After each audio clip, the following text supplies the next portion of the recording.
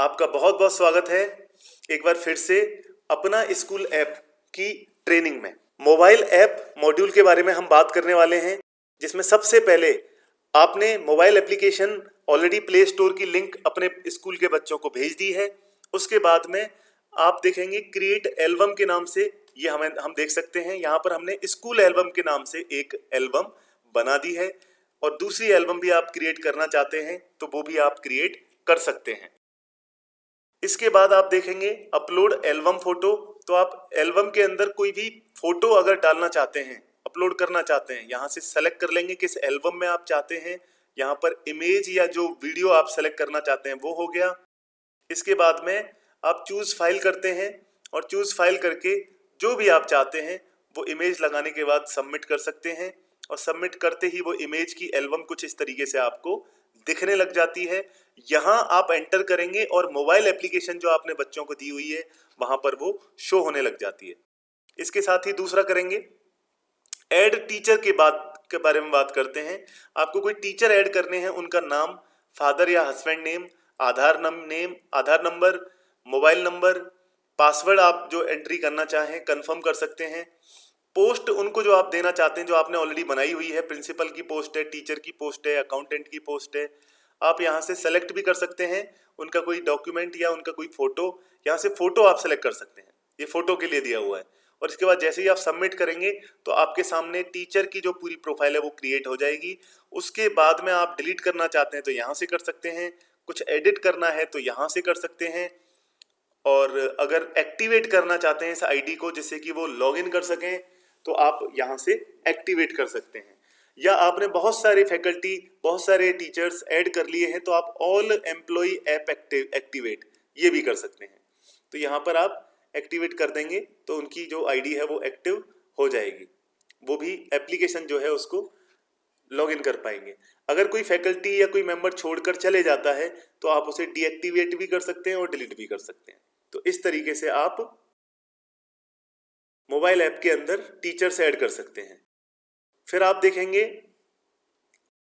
Allot class teacher. तो यहाँ पर हमें सेलेक्ट करना होता है जो जो टीचर हमने हैं उनको कौन कौन सी क्लासेस जो हैं वो आपको असाइन करनी है। इनको क्लास फर्स्ट असाइन करनी है, ये कॉमन है, सेक्शन कौन सा है। इस तरीके से आप टीचर असाइन कर सकते हैं कि इस टीचर को आपने फर्स्ट क्लास भी दी हुई है और इसी टीचर को आपने सेकंड क्लास भी दी हुई है और इसी टीचर को आपने 12th क्लास भी दी हुई है। तो इस तरीके से एक टीचर को मल्टीपल क्लासेस आप दे सकते हैं, अलॉट कर सकते हैं। इसके बाद आता है अलॉट टीचर सब्जेक्ट। यहाँ पर आपने टीचर सेलेक्ट किए, यहाँ आपने कॉमन में किया और यहाँ से आप सब्जेक्ट उनको असाइन कर सकते हैं कि इनको कौन कौन सी सब्जेक्ट जो हैं वो पढ़ानी है। वो आप यहाँ से कि मैथ और इंग्लिश इस टीचर को हमने दे दी हैं। इस तरीके से आप सभी टीचर्स की वन टाइम क्लासेस सेलेक्ट कर सकते हैं। इसके बाद आ जाते हैं सर हम नोटिस बोर्ड पर। ये स्टूडेंट नोटिस बोर्ड है और ये टीचर नोटिस बोर्ड है।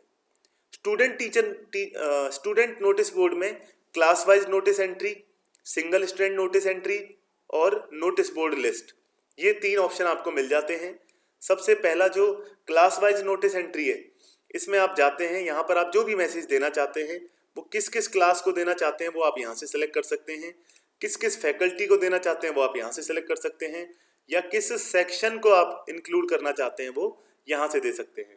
यहाँ पर कोई भी जो सब्जेक्ट है उसका जो आप मैसेज देना चाहते हैं नोटिस में वो यहाँ पर डेट आ जाएगी।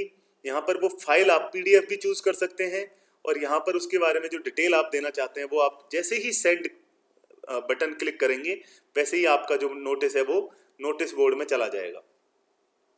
इसके बाद फिर से एक बार इसी की बात करते हैं टीचर नोटिस बोर्ड के लिए। तो टीचर नोटिस बोर्ड में आप देख सकते हैं कि आपने एक पर्टिकुलर टीचर को, किसी एक टीचर को ही भेजना है तो आप इनको भेज सकते हैं, वो सिर्फ इन्हीं को शो होगा, या जिन टीचर्स को आप भेजना चाहते हैं सिर्फ उनको ही शो होगा।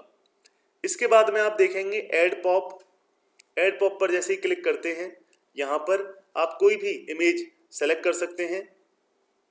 यहाँ पर आप डिटेल वहाँ की एंटर कर सकते हैं और यहाँ से सबमिट कर सकते हैं। अब ये आपने देखा कि यहाँ पर वो पॉपअप की लिस्ट आ चुकी है, इसको आप यहाँ से डिलीट भी कर सकते हैं।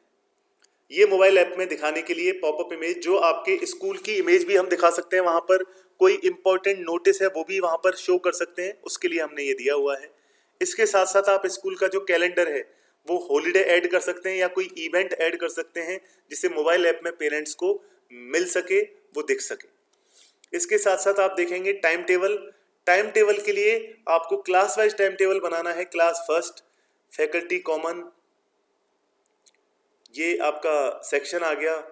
एग्जाम का कोई नेम है वो आप ऐड कर सकते हैं, और उसका जो पूरा का पूरा टाइम टेबल का जो पीडीएफ है जो आपने पेपर के ऊपर बनाया हुआ है, वो आप फाइल यहाँ से सेलेक्ट कर लेंगे, और वो फाइल आप सेलेक्ट करने के बाद में जैसे ही ऐड करेंगे तो आप देखेंगे ये एग्जाम का नाम यहाँ पर हम टेस्ट के नाम से सेव कर देते हैं। जैसे ही आप ऐड करेंगे तो आप देखेंगे आपके पास यहाँ पर ये शो हो रहा है कि ये कोई आपने एग्जाम आप लेना चाहते हैं क्लास फर्स्ट का, उसका ये आपने टाइम टेबल यहाँ पर एंटर किया हुआ है, जो कि मोबाइल एप्लीकेशन में बच्चों के पेरेंट्स को शो हो जाएगा, और वो यहाँ से उसको डाउनलोड भी कर सकते हैं। इस तरह से हमारी पूरी ट्रेनिंग कंप्लीट होती है, और इसके बाद भी अगर आपको किसी भी मॉड्यूल में कभी भी किसी भी टाइम प्रॉब्लम आती है, हमारी टीम पूरी तरह से आपके लिए तैयार है। आप जब भी सपोर्ट के लिए हम हमारे साथ जुड़ना चाहेंगे, हम जुड़ के आपको सपोर्ट भी करेंगे, आपको ट्रेन भी करेंगे। ये पूरी ट्रेनिंग देखने के लिए आपका बहुत बहुत धन्यवाद। आपका दिन शुभ रहे।